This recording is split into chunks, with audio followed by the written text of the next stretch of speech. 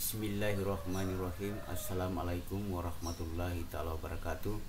Berjumpa lagi dengan saya Bapak Claude Fahru Razi, SPD, MMPD dalam pembelajaran fisika. Dalam pembelajaran fisika kali ini kita akan membahas tentang gerak melingkar beraturan dan gerak melingkar berubah beraturan. Namun sebelumnya saya selalu berharap kepada seluruh anak-anakku di mana saja berada, semoga tetap dalam lindungan Allah Subhanahu wa Ta'ala. Baiklah anak-anakku, kita akan memulai pembelajaran kita. Kajian kita pada kesempatan ini adalah mengenai gerak melingkar beraturan. Gerak melingkar beraturan itu disingkat GMB, yaitu gerak benda pada lintasan melingkar dengan kecepatan tetap. Nah, ciri-ciri daripada gerak melingkar beraturan ini adalah yang pertama adalah besar kecepatan linearnya tetap, tetapi arahnya selalu berubah dan arah kecepatan selalu menyinggung lingkaran. Kemudian yang kedua adalah besar dan arah vektor kecepatan sudut tetap sehingga percepatan sudut sama dengan 0. Dan yang ketiga hanya memiliki percepatan sentripetal. Ingat rumusnya, yaitu hubungan antara kecepatan sudut yaitu V sama dengan omega kali R. Dan percepatan sentripetal itu sendiri tidak lain adalah V kuadrat per R sesuai dengan pembahasan kita yang lalu. Nah, perhatikan ilustrasi ini.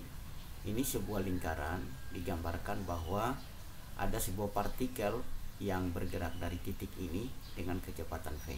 Nah, kecepatan inilah yang kita sebut dengan kecepatan linear. Jadi kecepatan linear itu selalu bersinggungan dengan tepi lingkaran. Nah, dalam setiap titik-titik sudut yang dilewatinya, kecepatan linear itu selalu berubah. Nah, seperti pada gambar ini, pada titik tertentu dia selalu berubah.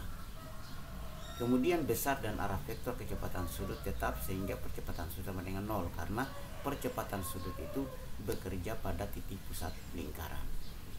Kemudian hanya memiliki percepatan sentripetal. Apa itu percepatan sentripetal? Adalah percepatan yang arahnya selalu menuju titik pusat lingkaran dan selalu tegak lurus dengan kecepatan linear. Jadi pada titik persinggungan ini selalu dia tegak lurus. Nah, dalam setiap titik tertentu kecepatan linearnya adalah berubah. Kenapa dia melakukan gerak melingkar? Karena ada pengaruh percepatan sentripetal yang bekerja menuju titik pusat lingkaran. Selanjutnya kita akan membahas tentang gerak melingkar berubah beraturan atau disingkat dengan GMBB. Apa itu gerak melingkar berubah beraturan? Gerak melingkar berubah beraturan yaitu gerak benda pada lintasan melingkar dengan kecepatan linearnya berubah secara beraturan.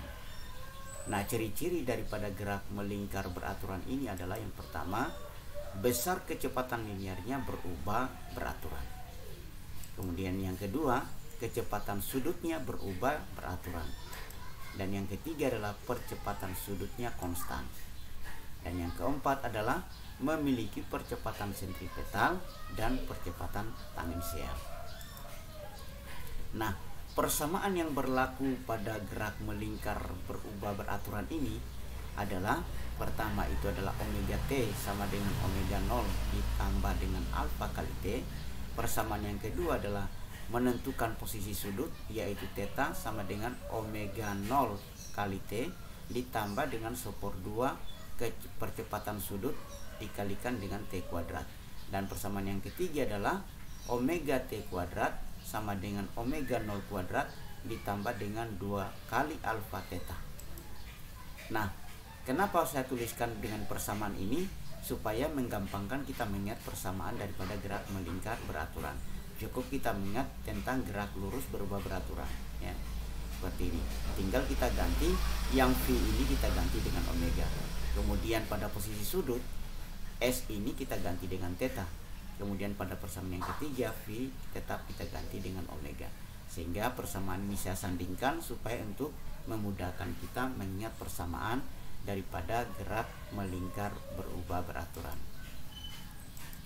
Kemudian dari persamaan itu diberikan keterangan yaitu theta dalam menunjukkan posisi sudut dalam satuan radian.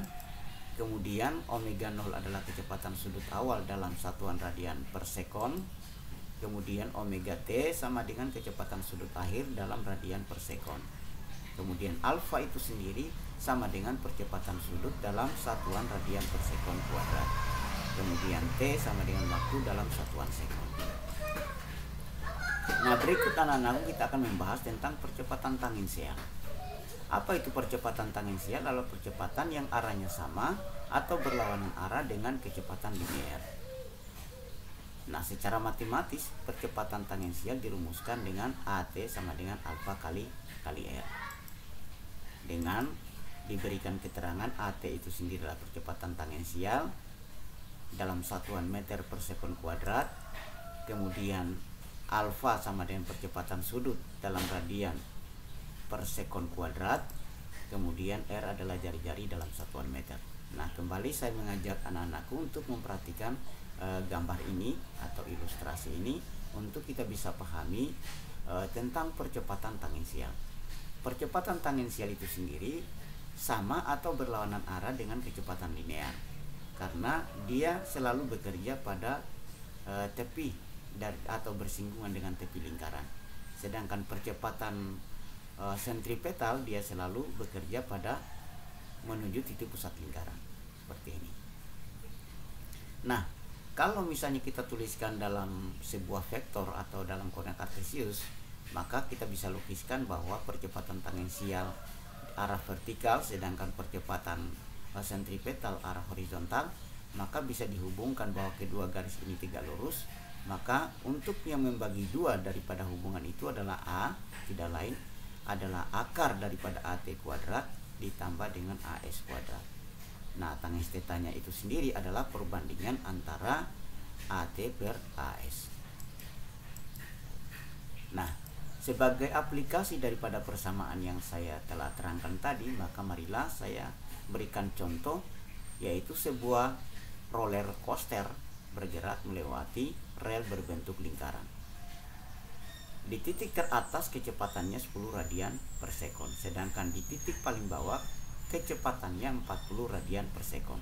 Di sini kecepatan sudutnya ada dua. Waktu yang dibutuhkan untuk berpindah dari titik atas ke titik bawah adalah 2 sekon. Tentukanlah percepatan sudut. Tentukan kecepatan sudut saat T sama dengan 1 sekon. Dan tentukan perpindahan sudut pada saat T sama dengan 1 sekon. Jadi dalam soal ini ada 3 pertanyaan. Sebelum kita menjawab, kita menuliskan apa-apa yang diketahui dalam soal itu. Yang pertama yang diketahui adalah omega 0 sama dengan 10 radian per sekon. Kemudian yang kedua adalah omega T-nya adalah sama dengan 40 radian per sekon.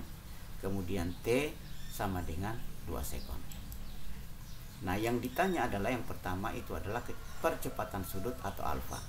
Tentunya kita mengingat persamaan-persamaan yang telah dituliskan pada gerak pembelingkar ya, peraturan. Ya, contoh di sini adalah yang kedua adalah omega sama dengan titik-titik kemudian T dalam satuan 1 sekon. Kemudian C adalah posisi sudut.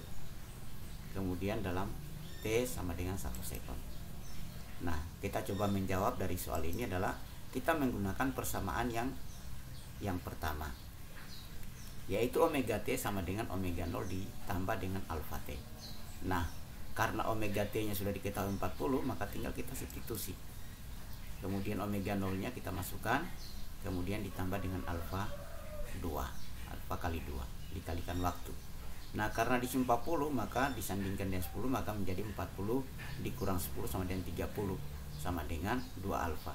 Berarti alfanya sama dengan 30 per 2, sama dengan 15 radian per sekon kuadrat.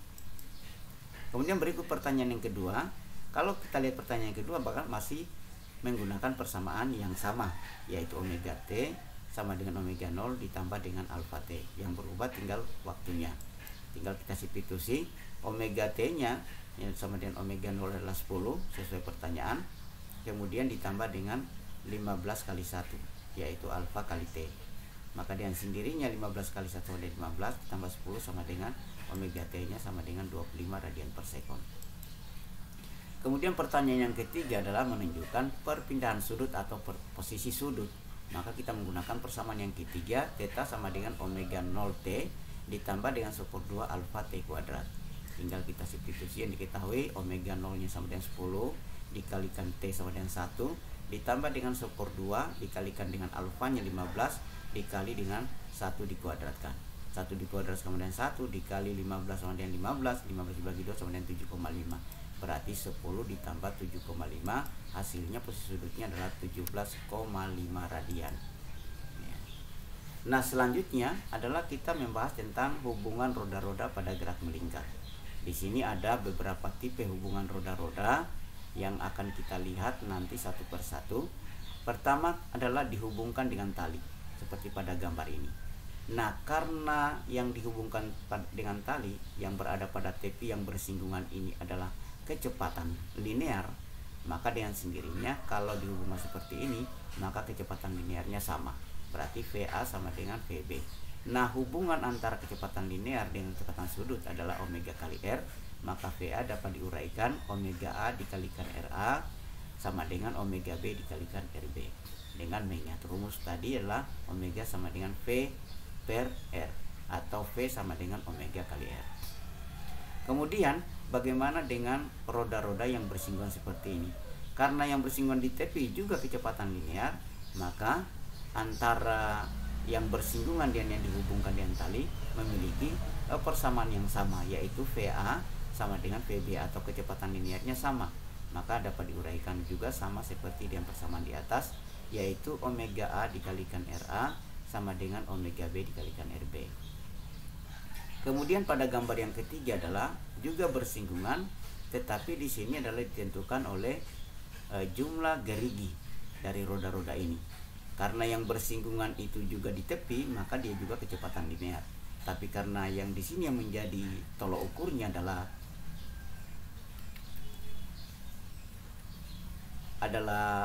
geriginya, maka VA sama dengan omega B VB, maka dapat diuraikan omega A sama dengan dikalikan dengan NA sama dengan omega B dikalikan dengan NB. Nah, dari perbandingan ini dapat dituliskan bahwa omega A banding omega B sama dengan NB per NA. Kemudian yang untuk roda-roda yang sepusat, karena sepusat ini adalah berlaku di pusat, maka yang sama adalah kecepatan sudut. Maka memenuhi persamaan omega A sama dengan omega B. Kita uraikan dia menggunakan persamaan omega sama dengan V per R, maka VA per RA, VB per RB. Nah, sebagai contoh dari persamaan-persamaan tadi, saya akan berikan sebuah contoh. Dua buah roda dihubungkan saling bersinggungan langsung. Roda lebih kecil dengan jari-jari 0,5 cm diputar dengan kecepatan sudut 90 radian per sekon. Tentukan kecepatan sudut roda yang lebih besar jika memiliki jari-jari 1,5 cm. Nah, penyelesaian kita tuliskan terlebih dahulu yang diketahui. RA-nya sama dengan 0,5 cm, omega A-nya 90 radian per sekon. Yang ditanya adalah kecepatan sudut B, di mana dengan jari-jari RB 1,5 cm. Dijawab VA sama dengan VB. Omega A dikalikan dengan RA sama dengan omega B dikalikan dengan RB. Nah, di sini kita tinggal tuliskan omega A-nya 90, RA-nya 0,5. Omega B-nya itu yang dicari, maka tinggal kita kalikan dengan RB-nya sama dengan 1,5. Maka 90 dikali 0,5 sama dengan 45. Kemudian omega B dikalikan 1,5 sama dengan 1,5 omega B, maka omega B-nya sama dengan 45 bagi 1,5 sama dengan 30 radian per sekon. Nah, seperti inilah modelnya kalau misalnya roda yang bersinggungan langsung. Karena yang bersinggungan di tepi adalah kecepatan linear, maka VA-nya sama dengan VB. Nah, ini adalah contoh tambahan jika pada gambar di samping roda dihubungkan dengan sabuk atau kelajuan linear roda 1 adalah 40 meter per sekon, sedangkan jari-jari roda 2 adalah 80 cm, tentukan kecepatan sudut roda. Nah, karena dihubungkan dengan sabuk, maka di tepinya adalah kecepatan linear, maka V1 bersama dengan V2. Karena V1 di sini sudah diketahui, maka tinggal dituliskan 40. Nah, yang karena V2 masih ada variabel yang belum diketahui, yaitu kecepatan sudut duanya, maka kita uraikan omega 2 dikalikan dengan R2. Nah, R2 nya itu adalah 0,8 dikalikan dengan omega 2 berarti 0,8 omega 2 sama dengan 40. Berarti omega 2 nya sama dengan 40 per 0,8 sama dengan 50 radian per sekon. Itu barangkali yang dapat saya sampaikan pada kesempatan ini. Kalau belum dimengerti bisa ditanyakan lewat komunikasi yang lain. Terima kasih atas segala perhatiannya. Mohon maaf atas segala kekurangannya. Billahi taufiq wal hidayah. Assalamualaikum warahmatullahi wabarakatuh.